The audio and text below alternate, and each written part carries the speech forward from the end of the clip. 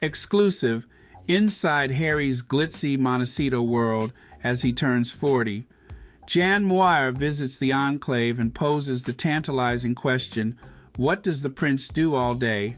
Inside Harry's glitzy Montecito world as he turns 40,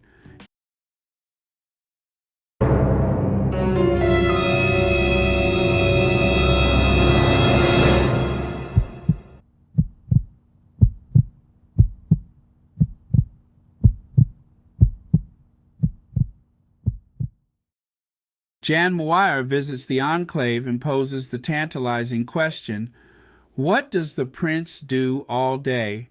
Of all the gin joints in all the towns in all the world, few would have bet that privacy-conscious Prince Harry would end up spending his 40th birthday in Montecito, this gleaming Valhalla in Santa Barbara County for the rich and famous, this jewel on the American Riviera, where another perfect summer is softly drawing to a close. Amid the choking California glamour, the kombucha cocktails and nut butter waffles, is there a place here for a motherless boy who went to school in starched collars and a tailcoat, who grew up accustomed to royal deference and his place in the line of succession? It couldn't have taken him long to discover that a very different hierarchy holds sway in his adopted hometown. In July, Glee actress Jane Lynch judged the dog contest at the local Miramar Hotel, where a beach room costs £4,200 per night, and gave top prize to a King Charles Spaniel called Rafa. Oprah beamed down from her 66-acre promised land estate, one of the biggest in Montecito, to contact mere mortals via a Melinda Gates' conversation series called Moments That Make Us. She spoke about the power of living our truth, which might make us want to hurl, before going on the NBC Today show to commemorate her own 70th birthday. When you have your health, there is nothing to be scared of, billionaire Oprah told the show's 5 million-plus viewers, many of whom cannot afford health insurance. Katy Perry, Ellen DeGeneres, Steve Martin, Jennifer Aniston, Ariana Grande, Gwyneth Paltrow, and Rob Lowe are just a few of the stars who own properties in the area, alongside newer residents, the Duke and Duchess of Sussex. We treat all of them just like ordinary folks, is the mantra you hear over and over in the restaurants and boutiques along the Coast Village Road. Yet for most people, waking up on your 40th birthday inside a 9-bedroom Californian mansion with a beautiful wife and 2 adorable children would surely be a testament to success and achieving life goals, a vindication of good fortune and even better planning. So on the morning of September 15th, Prince Harry could be forgiven for congratulating himself on the road he has traveled to reach this point.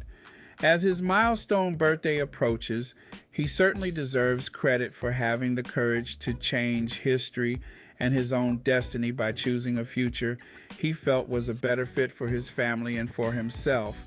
Yet, although Harry has gained much in the 4 years since he fled to America to escape the oppression and tyranny of inherited wealth, it could be argued he has lost even more.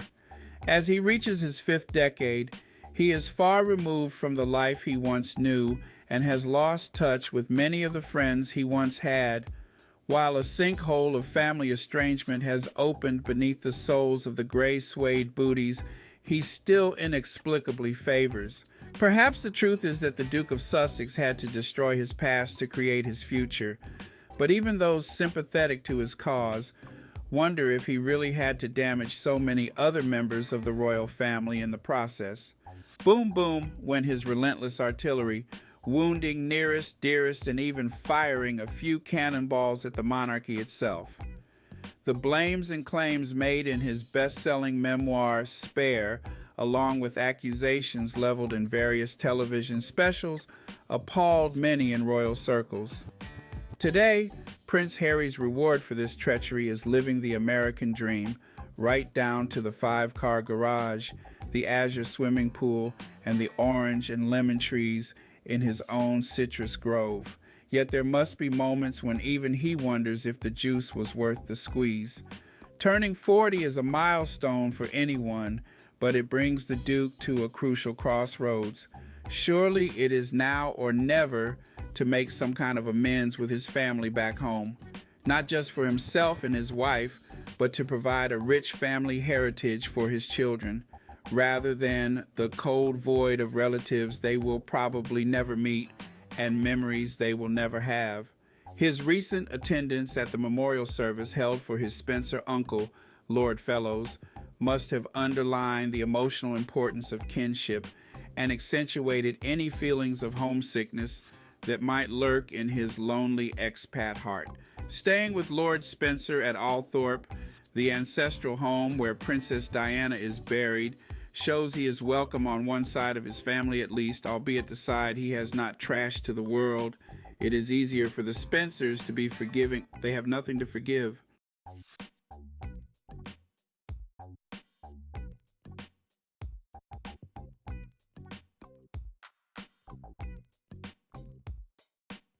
At the service in St. Mary's Church in Snettisham, close to Sandringham, Harry reportedly did not speak to William, and neither did the two brothers publicly acknowledge each other. This sibling froideur would have broken their mother's heart. Harry may glory in his new life, and he may indeed have much to celebrate, but the sadness is that he will never have another brother, and he can't make new old friends. Prince Harry's past birthdays give an indication that, despite the high-born benefits, his passage through life has not been easy.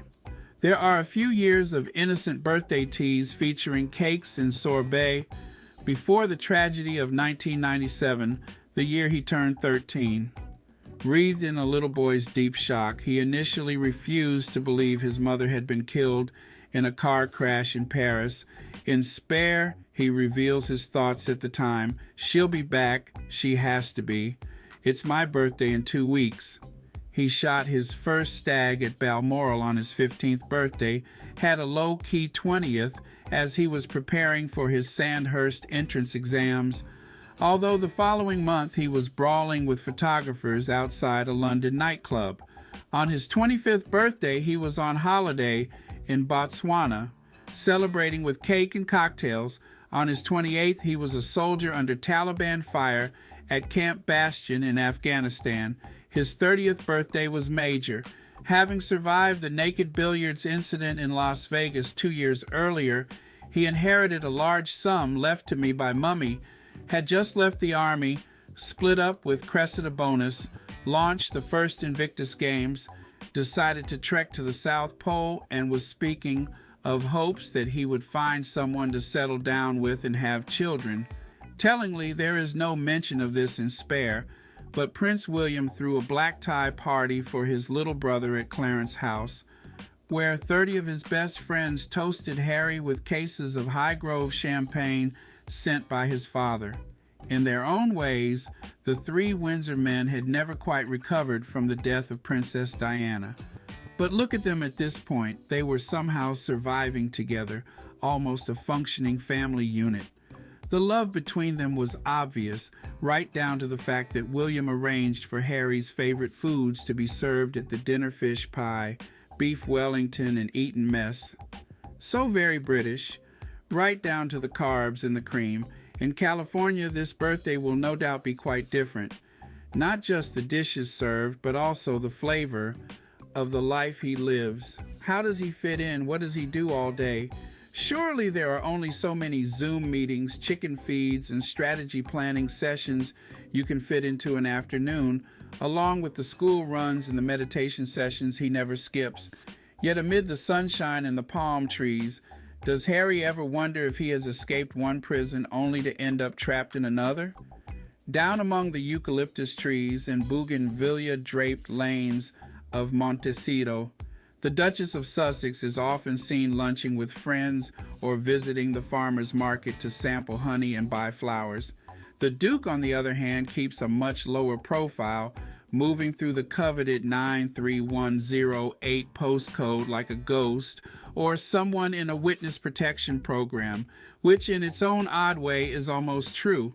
When I visited Montecito in July, the celebrity strangeness was peaking. Up at the San Isidro Ranch, a luxe spot which Harry and Meghan often use as a backdrop for their assorted television interviews, Bianca Censori was walking around the pool in an alarming yellow bikini, closely shadowed by her husband Kanye West, padding behind her like an obedient bloodhound. For guests who can afford the £2,300 per night to stay in one of the 38 cottages, the restaurant offers tableside flambés and complimentary caviar. It is where Lawrence Oliver and Vivian Leigh got married, where Jack and Jackie Kennedy spent part of their honeymoon, and where Gwyneth Paltrow and Chris Martin consciously coupled, at the Trey Loon restaurant down in the Village. The walls are covered with photographs of famous customers, from Charlie Chaplin to Warren Beatty and Natalie Wood, walking through the front door arm in arm. In a very meta moment, I sat at a table under a photograph of Ellen DeGeneres sitting at the same table and ordered the Ellen salad, a composed seafood dish of salmon, shrimps, and scallops named in her honor. But why? "Oh, Ellen always wants a bit of this and that. She can never make up her mind," said the waitress. The Duchess of Sussex celebrated her own birthday at Trey Loon last year and came here for lunch the previous week with her friend, actress Kimberly Williams Paisley. Sadly, my dear friend Gwyneth wasn't in town when I was around. She was at her home in the Hamptons, filling a heart-shaped trug with vegetables from her garden to make breakfast for husband Brad. The Duchess of Sussex was also on the East Coast, networking at some VIP entrepreneurs powwow with best friend Misha Nonu and cosmetic queen Bobby Brown. Meanwhile, where was Harry?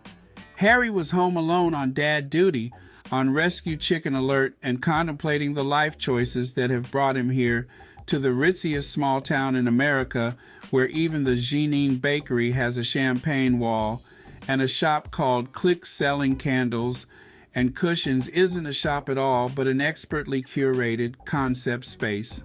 Perhaps he had taken the kids to swim at the recently refurbished Coral Club near Butterfly Beach, where Catherine Zeta-Jones and Michael Douglas are among the members who pony up the £190,000 joining fee and the monthly £2,000 subscriptions. The Coral Club even has its own lighthouse, which bathes this town of only 10,000 in a pink light every night. How utterly perfect. Yes, I know.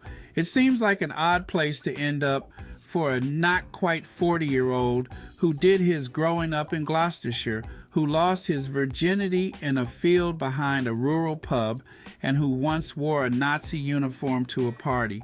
Yet today the Sussexes live in a gated home inside a gated estate called Riven Rock, which itself is surrounded by tall hedges and handcrafted stone walls, and they love it. "We did everything we could to get this house," the Duchess of Sussex told New York Magazine in 2022, "because you walk in and go, joy, and exhale, and calm. It's healing." Her husband was equally enthusiastic. "To have outdoor space where we go for walks as a family and with the dogs, we go on hikes or go down to the beach, which is so close," he said. Well, it is, and it isn't. From their home, the beach is 3 miles away and on the other side of the 6-lane 101 freeway, the main route between Los Angeles and San Francisco. Yet, there could be worse places to live for this former tearaway with his light academic record. This prince who rejected his royal destiny to reinvent himself as a guru, this paragon who is described on the couple's Archwell website as a humanitarian, military veteran, mental health advocate, and environmental campaigner. Who is this guy up on Riven Rock, you have to wonder? And on the eve of his birthday, 4 years after he relaunched himself upon the world, how successful has Prince Harry's great American mission been? Here are a few responses to the article Jan Moyer. Some people are asking the question, what in the world William and Kate, aka Workshy Will, and Duchess, do little Kate? Now the Princess of Wales do all day, Kate Middleton, called lazy by the Queen, and nicknamed her Duchess of Doolittle. Prince William has been accused of being lazy, bone idle, and work shy. Emsworth, United Kingdom. You could ask the same question about his brother. What is William doing all day? Workshy Will has hardly done anything since Kate's diagnosis. The excuse that he is looking after his family doesn't sit comfortably with others in similar circumstances who don't have the army of staff to take care of domestic duties. The taxpayer is paying William. Harry is a private citizen. What Harry does all day is nobody's business but Harry's. Coy degree debt, London, United Kingdom. How they choose to live their lives is their business, not costing us UK taxpayers anything, so let them be. We should question what the UK-based royals do for the taxpayers who fund them. Value for money? Peek through clouds. One Liverpool, United Kingdom. What does it matter to Jan Moyer or anyone else what Harry does all day? Fact is, he does not live off the public purse, unlike the rest of the royal family, so kudos to him. Mythopolis, Buenos Aires, Argentina. Who cares what Harry does? He left royal life 4 years ago. A better question is, what does William do all day? He doesn't spend any time with Charles, and he's certainly not attending to Catherine around the clock. Let Harry live his life and focus on the future king. Efua Bombastic. London. With 2 children and a wife, he had more than enough to do. Moore had nothing to do clearly other than speculate about someone else's life, nor why Jacksonville, United States. Let's get this straight. The British media and public consider Prince Harry and Meghan Markle as unimportant, but Moore travels over 5,000 miles to California to talk to their neighbors. You can't do that in Montecito. It is definitely not the UK. In fact, what Moore is doing could lead to her arrest for stalking. You people are pathetic. Don't you care what the heir and his wife are doing? Prince Harry is 5th in line, harpsichord, Canterbury, United Kingdom. More importantly, what does Will do all day? We are still paying him. Who cares what Harry is doing? He isn't on the payroll. Just Lisa Nottingham, United Kingdom.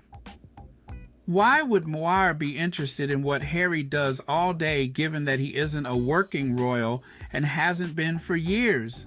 Surely this question should be asked of William, who receives £2 million a month of our money to do what exactly? CL Tex, 84.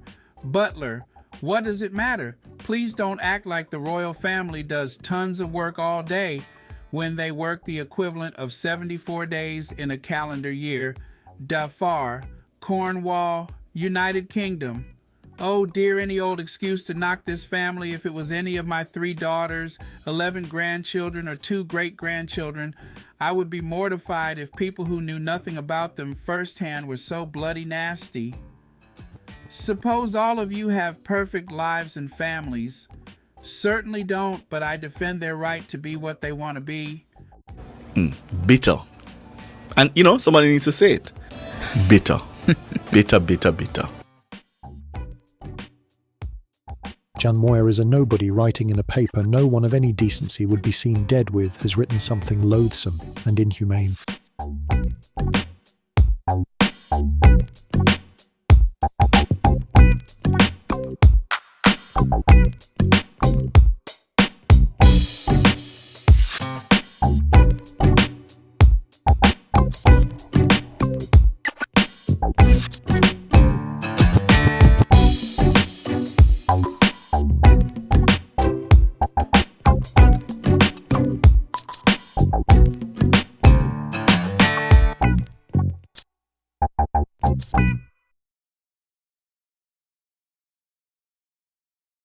And I love Prince Harry, and Prince Harry should be king. He should be king. Prince Harry, not William. William and All of them in there, Camilla is the wicked witch of the devil himself, because she is part of why Princess Diana is not here. I do not like them. I am from the islands, and we don't need them in the Caribbean. Get lost.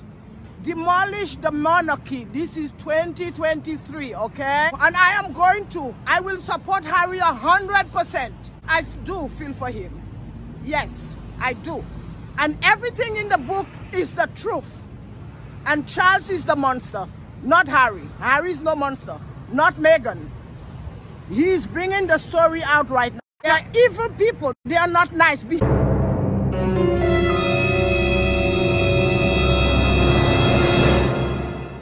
Behind the wall, we all are one human being, and behind that wall there are no difference with me and you and any other Brits.